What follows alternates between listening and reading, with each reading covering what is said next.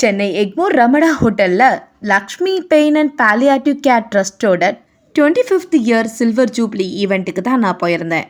கேன்சரில் பாதிக்கப்பட்டு குணமடைஞ்ச பேஷண்ட்ஸ் நிறைய பேர் அவங்க ஸ்டோரியை கண்ணீர் மழுக்க அந்த ஈவெண்ட்டில் சொன்னப்போ எனக்கே ஒரு செகண்ட் கண்ணீர் வந்துச்சு.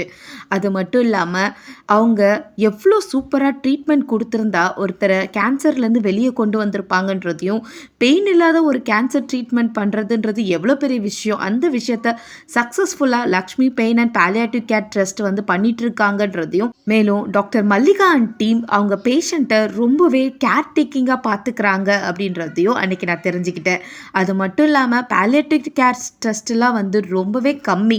அப்படி இருக்கும்போது 25 இயர்ஸாக அவங்க சக்ஸஸ்ஃபுல்லாக இந்த இண்டஸ்ட்ரியில் அவங்களோட சேவையை தொடர்ந்து செஞ்சிட்ருக்காங்க அப்படின்ற போது நிச்சயமாக ஒரு நம்பிக்கைக்குரிய ஒரு ட்ரஸ்ட்டாக தான் எனக்கு தெரிஞ்சுது. அவங்க எல்லாரும் பேசின ஒரே ஒரு விஷயம், கேன்சரை ஏர்லி ஸ்டேஜ்லேயே தடுத்துடணும் அப்படின்றதும், பாலியேட்டிவ் கேருன்றது நம்ம எல்லாருக்கும் கேன்சரை பற்றின அவேர்னஸும் நிறையவே இருக்கணுன்றது தான்.